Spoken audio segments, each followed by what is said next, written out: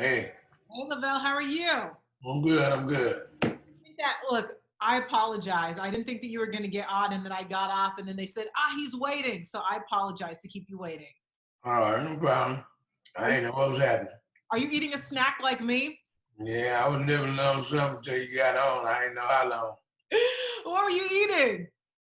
Just some like trail mixed nut clusters. Oh, you're keeping it healthy. I see you're real slim now. Last time I saw you, you were slim, but now it looks like you're slim, slim. Yeah, I guess so. Big shirts make you look small. How are you keeping up with good eating with this whole pandemic? Because I don't know about you, but it makes me want to eat bad. Well, see, the thing about it is, you eat bad when you're out there, passing by all the McDonald's and Burger Kings and all that stuff. When you're at home, man, you're cooking all the time. So, less ingredients, less cereal fillers. So, Mhm. we eat pretty healthy around. My wife always cooking something with a bunch of veggies in And you're coming to the land of the barbecue though this it. weekend. Thursday, Yeah. Friday, Saturday. Are you having a Sunday show? Yeah, we're gonna have a Sunday show up right now, but I was supposedly going to film a another bit in this movie I'm already in with Gerard Carmichael called On the Count of Three. Henry Winkler, Tiffany Haddish, JB Smoove in it, and they added another piece to it. But they got a lot of things going on with this thing. You got to take the doggone corona test 9 times almost, like 3 times in a row. It's like, man, y'all rolling the dice, man. I mean, you don't got it the one time. That's we should be good. Now we got to take it three. So we probably having a meet with the producer, so I don't know what we gonna do. What's that test like? Because I haven't taken it, thank God. Oh, I haven't taken it yet. But I'm good. I took my own test. I'm clear, free and clear. Because I mean, basically, they put a swab all the way up in your brain. I I think heard. and they got a blood test. When me and my wife was looking at it the other day, yesterday, it was a blood test too that they could take, but they talking about that one ain't good. I said, how the blood don't know? The Exactly. blood That's lets you know everything. the test. Right. Yeah, so I don't know, man. I don't know. It is what it is. So you're not afraid to come to Kansas City with this whole corona going around? You're one of the Man, I mean, look here. You look outside, see birds still flying. You see the sky still in the air. I mean, come on, man. I mean, now if I was in Beirut where they had half their city blown away, now that would make me nervous. But Mhm. I mean, right now, I mean, I think it's all a fear thing, right now, because if people take their time and keep themselves healthy and clean. If you're sick, stay home, whatever the case. I'm not afraid. No, But no. look, the problem is the people who don't stay home when they're supposed to. They're the ones that are spreading it. Well, you think that, but I mean, come on. You've been in an office and you work with people with the flu, blah blah blah, and basically it's the same thing. You ain't caught it from them unless you drink out of their cup and do it like that. I'm not a doctor, so I can't sit up here and make you feel comfortable. A guy in a white coat come and tell you anything and you believe him. People jump out the building because he gave them 5 weeks to live. I don't live in that life. I covered by the blood of Jesus. And God been blessing me to get to work. And as long as the doors open, I'm coming. I'm not doing the meet and greet to keep people healthy, but stage, I'm on the stage, people come out and laugh.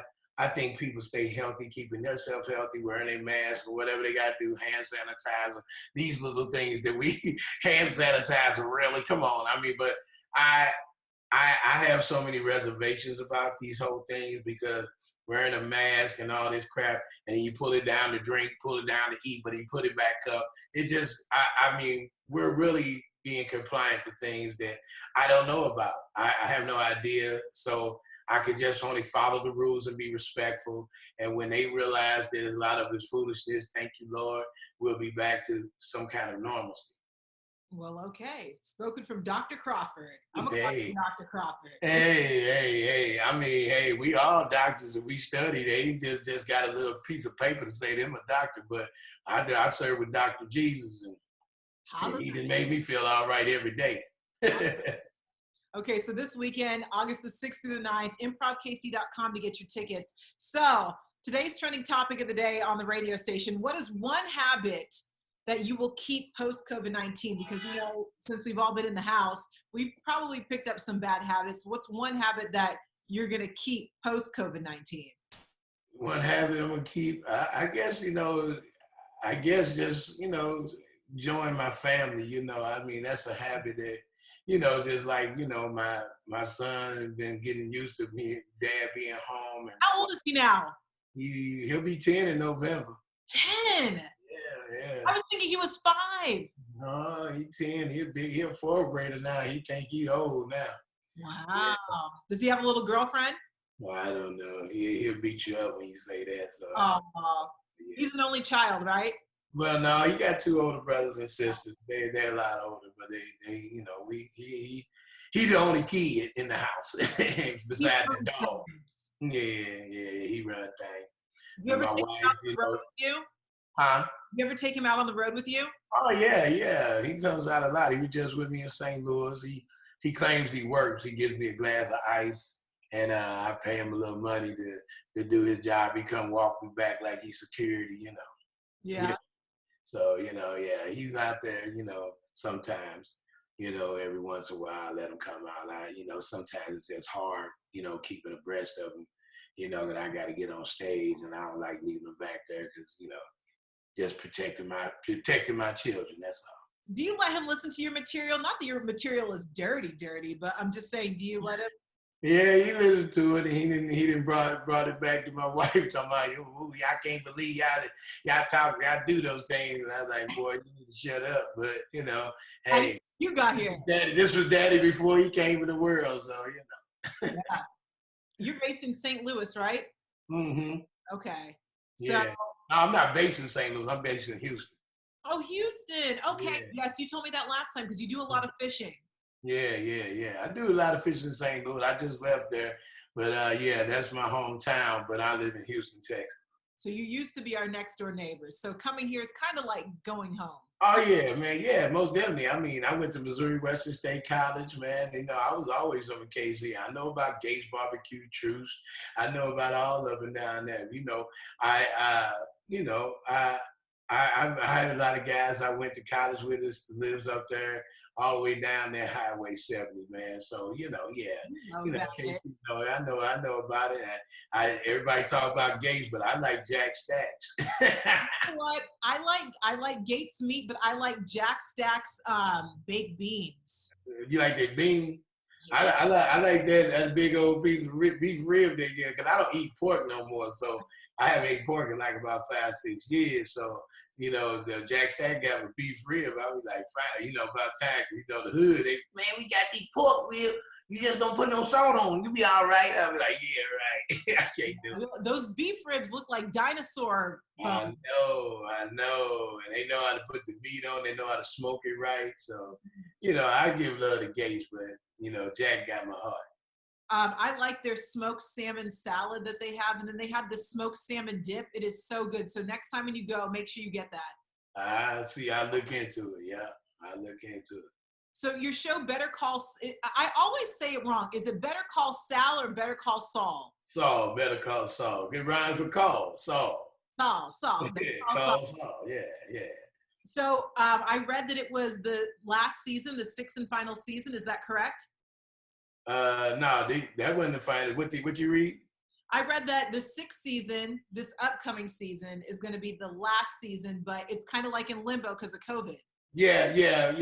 I think this is gonna be the final one. I mean, I'm praying that they do a big old giant episodes of longer episodes, but I don't know. They may say that, may have to bring it up, but I think it's getting thick. I mean, the bad guy, he escaped. They thought they killed him. Nacho thought he was dead. So it's getting thick. It's getting thick and interesting. And it's a great backstory. So, I hope Hugh has a big part in the final ones. So that's all I can say. I don't know. Yeah. I just hope I'm just a part of it whenever we get over this COVID. When we get over this COVID, man, it'll be perfect. And I also saw that you were keeping yourself busy writing a children's book. Yeah. Thanks for finding out. Yeah, I wrote a kid's book. It's called Fishing with My Big Daddy. My son's doing all the illustrations for me. You know, I love fishing. If you look at my Instagram, you can see I fish a lot. I love it. I love it. If I could make a living at that, I would never even thought about doing comedy. But my son, my oldest son, is doing all the illustrations for him. He's doing a fantastic job. Hopefully, he'll be done by September. We can have it. We can send it out. We can call you back in 5 minutes. Everybody wants you right now. It's just that because I'm doing this Zoom. If I weren't doing nothing, just sitting there and nobody call, I can't even get a hold of them. I know. You had from 9. I woke up at 9 o'clock this morning. They had plenty of time, so it'd be all right. But yeah, I did that feature with my big daddy. Then I got a new children's book that I'm hopefully it'll be with Christian Family Publishing. It's called what is my daddy doing right now, you know, because it's about kids who fathers is not in their life, you know. Okay. And that I had found out later on in life that you know, the guy who I thought was my father, who I thought was a deadbeat guy, wasn't really my father after he broke it down to me. And I didn't really get to meet my father, but what I found, the remnants of finding about him, I found out that he became a chief of police back in the 70s when black dudes wouldn't get the chief of police back then. He was a heck of a guy. And I'm praying that I will get to meet him before it's too late, before he goes home, you know. So I'm writing a story about that for children who, you know, want to see their daddy, some kind of bad breakup, they don't know their daddy, you know. And then a lot of people, it might be for kids and adults. Adults are the same. It's just gonna be a little cute story and just giving homage to being a father. And and then I wrote another book that's finished. And I just sent out cover pictures called A Comedy Guide to Stand Up. You know, so it's the first volume. It's a small, basically it's a pamphlet. It ain't you know, I think people write too much books and they just put a lot of blah, blah, blah and not enough information. So you're just going to come with facts. Yeah, I got a lot of information and then I got volumes on it and I'm planning on doing, hopefully there'll be some webinars. Hopefully we be able to do some seminars at the comedy club, like especially on Sundays. I can have comedians come in, they can pick my brain for an hour, they buy the book, and you know, can break it down. You know, I'll give them 30-some odd years of comedy information if they're still interested in doing it. So you're okay with sharing your secrets with the other comedians? I mean, there's really no secrets. I mean, you know, it's just like Michael Jordan telling you how to shoot a basketball. You can go up and shoot like him, but you ain't gonna be Mike. You know what I'm saying?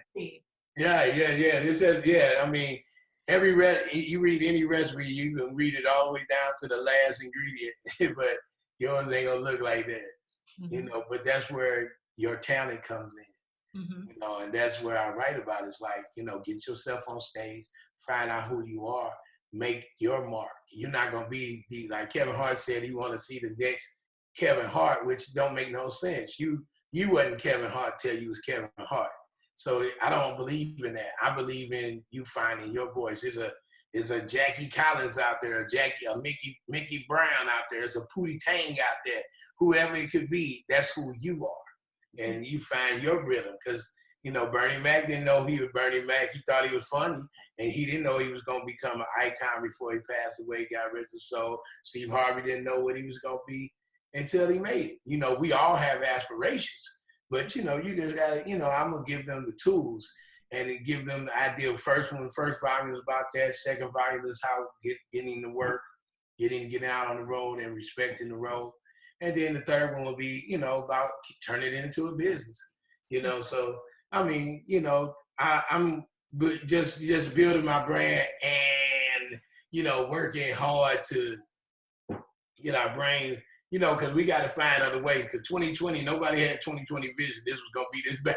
If I knew 2020 was going to be like this, I'd have stayed in 2019. Exactly. Stayed in 2019, let it marinate just a little bit longer. Yeah, but my pastor said, like he said, it's going to be still the greatest year ever. We got about 6 more months. We never know. You know, what can start out bad, God could always turn into good. And we'll never know. We'll never know. We just got to keep prayed up and just stay positive as much as you can. And, you know, people always like, are you afraid to go? I've never been afraid to go, unless it was a shootout. I mean, I'm not going to go to a shootout. I mean, I don't understand how people can't see coronavirus, but a lot of them doubt God, but they'll believe the coronavirus. That's what bothers me. You can believe in this so-called virus that these doctors tell you, but you won't believe that God is real. And you know, and I ain't trying to preach to nobody, but I mean, like, how you came? I mean, this Bible is written. This Bible been around a long time, but but we'll believe somebody in a white coat come on. Oh, da, da, da. Now this stuff happened too fast for me. That's why I doubt it. It was too fast. I mean, you know, with AIDS and herpes and all these other Ebola, all these other West Nile, all these other diseases. And I know you work in the media, so you got to stay on the same side. But we got to think, man.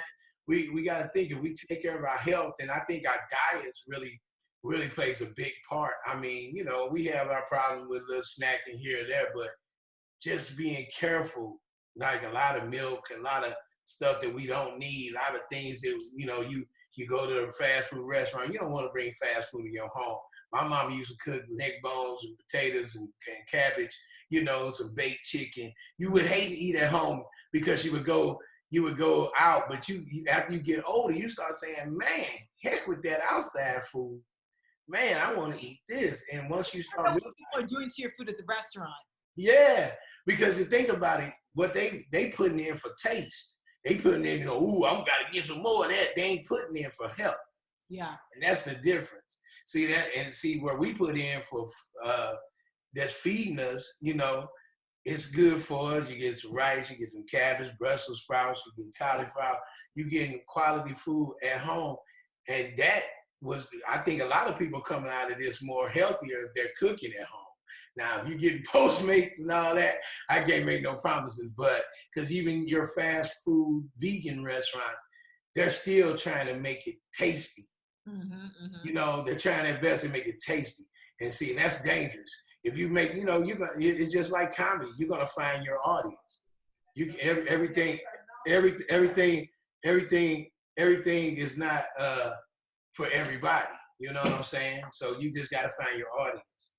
So that's the basis. So that's where we are. And I think health is wealth. And I think that the thing about it, wearing these masks and stuff, we just got to be mindful when we out. Take that sucker down, get some of this O2 that God's blessing you with. You know, make sure you get some air in your system, because oxygen kills a lot of viruses that we don't even know about. I hate to be that kind of person to talk about that thing, but it's the truth. Because people locked up in their house, we looking around, you know. I mean, everything, when you was a child, my brother just had a beautiful baby boy. When you come into this world, they want to shoot you up a little bit with vaccines and stuff, but you ain't even got in this world long enough to be able to, your body start. You look at the animals in the wild, they ain't shoot them up with no vaccine. When a zebra get up, he got to learn how to run to get away from that virus called a tiger, you know, or a lion, but he starts learning how to adapt. And once we adapt, I mean, some things that just totally bad for you, but you know, natural things that can't live outside your body, you won't be able to get in your body get alkaline and get healthy. And that's where I look at things. Is like, if you scare people, put them in stressful situations, because I'm stressed. I mean, you know, I was out here, I wasn't prepared. We had a 30-city tour. Everything was going on and everything was great. I had eye surgery in the left eye because I had a blood vessel busted. Then I had another one. I couldn't fly because I had gas bubbles in my eyes. So the doctor said I couldn't fly. So I had to rent a bus. And I had lost money on this bus because we get in the middle. The bus had a fan belt break in the middle of El Paso and Albuquerque. I'm stuck in the middle of these places trying to get to Sacramento, and didn't even make it because they called me up and told me things were canceled. So I had to ride 700 something miles back, you know, to get home to my family. So that bit me. It bit me in the butt, man. So are you still traveling by bus? Huh? I was traveling by bus because I couldn't get on a plane. No. Are you going to be traveling to Kansas City on a bus? No, I'm on a plane now. I can fly now. Hell no. I had to leave right now. I wouldn't be able to do this Zoom.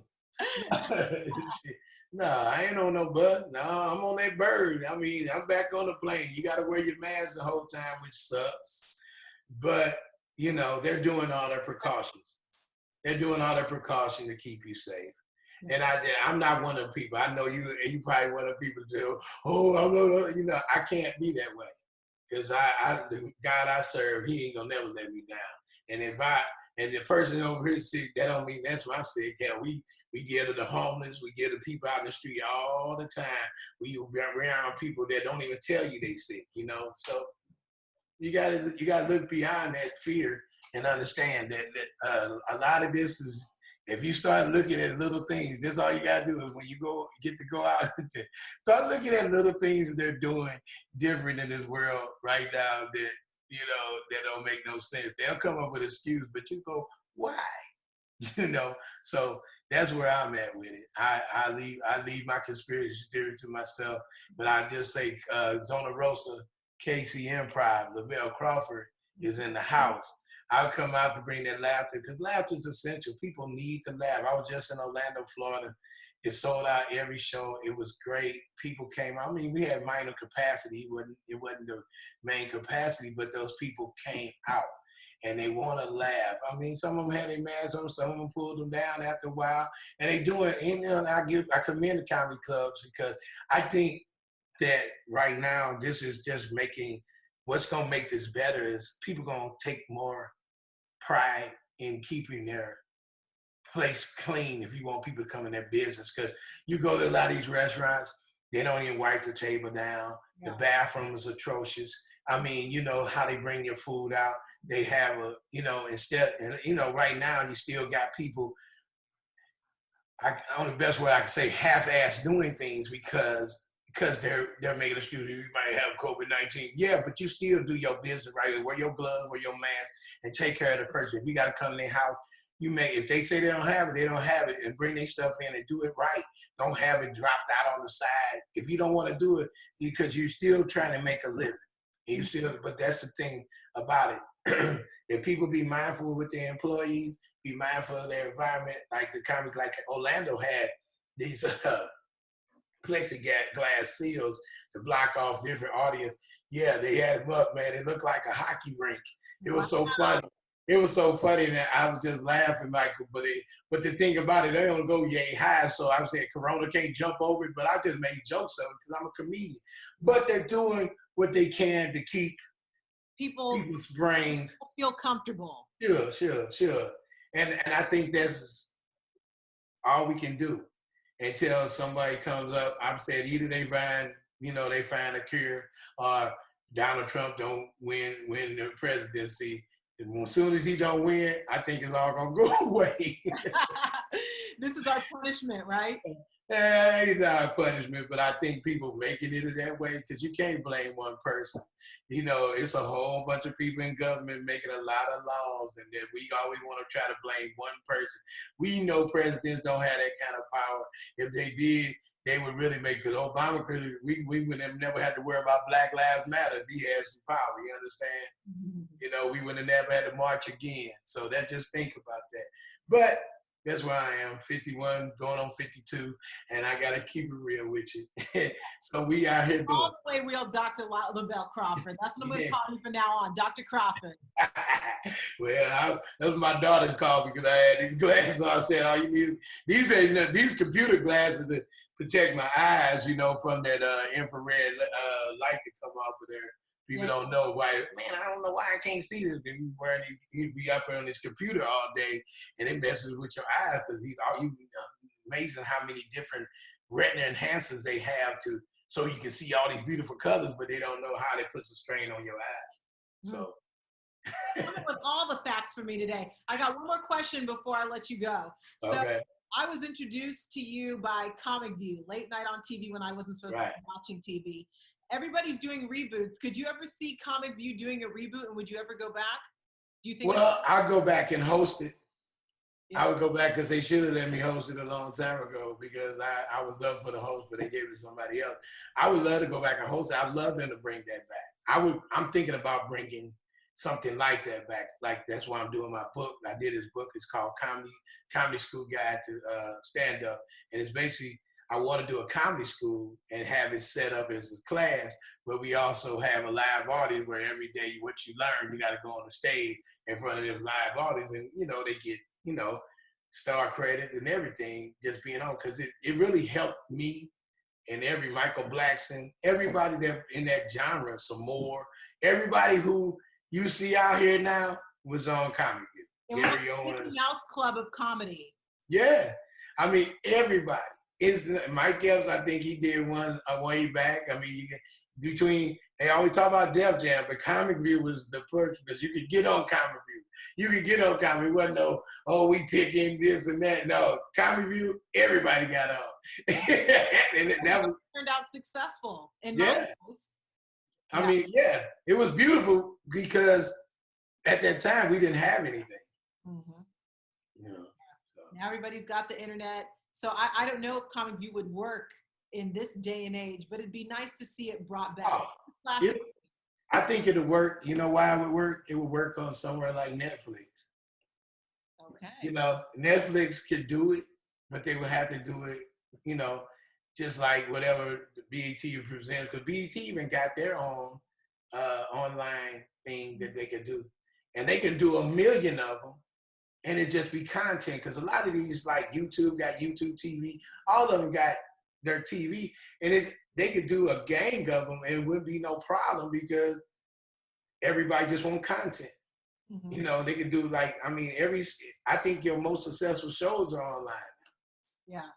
I agree. And we've been doing a lot of binge watching in the house, but this weekend everybody needs to get out, go see you at the Improv. That's right. Through the 9th, improvkc.com to get your tickets. And then social media. I see you post every now and then for the gram. You want to drop your social media name? Yeah. I post it as Lavell Crawford. It's Lavell the Comic, THACOMIC, Lavell the Comic, on Instagram. ComedianLavellCrawford.com is my website. You can go to my Facebook, Lavell Crawford, on Facebook, LavellCrawford.com. I do it on the ground, just putting stuff out there every once in a while. But I've really been doing my best to be on the Instagram diet, man, because it's a lot of fun on there. But like a friend said, it's a lot of letdown too. It just all the people are like, yeah, I'm happy, but I'm sad where everybody's going to die, So it's just like you got to keep it. Yourself. Yeah, you gotta keep, because if I say something, like I said, Black Lives Matter, but my family matters more. I put that post that one time. So I said, you don't like black people? And I don't know who it was, but it was some jerk trying to mar your credibility just off of something you say. I know how that is, because I said that I didn't like the Beyonce Black is King little documentary, and they're like, go kill yourself, RIP to your mentions, you don't like being black. I was like, bye. Oh, right. So you don't like her video. Right, but yeah, I'm sure she gonna let you at her house for standing up for her. Exactly. I'm sure she started crying because you said you didn't like her video. She's a great artist, but I didn't like it. It wasn't for me. And they were so upset. But I feel like social media has given everybody an opinion that we don't necessarily need to hear their opinion. But it is what it is. That's just. But right now it's just like you got too many people sitting at home and they're calling you on things that they're not even standing on. And it's just like when you put yourself out there, it's a danger of like I said, I just pulled back because I said, man, I'm not gonna waste my energy. I'm not gonna be a martyr. I'm not gonna be a hero to some and some to other, something to somebody else. I just sit back. I said, because a lot of these people don't want to be led. They don't even want to be taught. They just want to stay in their fear. And I'm gonna let you stay there. I said, I'm gonna move on while you sitting at home wondering if it's okay. I'm gonna be out there knowing it's okay. And that's how you got to be. You got to stretch for, press for the mark of the high calling. And I just tell people that all the time. And, it's amazing how people are sold on a mystery more than the fact. We still don't even know our history, but we sitting up here getting mad because you said something about Beyonce. It's like we don't even know our history. We like Nick Cannon. He came out and he was talking. It was like, you got to be careful, man. You can't really talk because ain't nobody backing you up. Ain't nobody helping you. Even if you're saying these things, even the guy who he was talking to, Professor Griff is, supposed to be quote unquote black or black or black, but he was quiet. So it was just to a point, man, like, oh, he Nick Cannon on America Got Talent, Wild and Out, Nickelodeon. So they, oh, really? We'll take all that from you because your feelings. But everybody had their feelings and they say what they want on the news. So it's just a thing about you just got to stay away from that. And if somebody want to talk to you, I'll write it in my memoirs. I'll write it in my book. I'll write it. You can find out on, my podcast, and I'll put them out, the lost tapes of my podcast. Because you got to do it like that because America right now is under, I don't know if you ever watch like World War II movies where you wouldn't know, know. Well, my dad does. Yeah. But the thing about it, if you watch them, like even Hogan's Heroes and stuff like Get Smart, they always show you everybody's a spy now. Everybody's a snitch now. It is everybody telling them, oh, they don't have on their mask. Oh, he went and got that, it's like you gotta keep your business to yourself.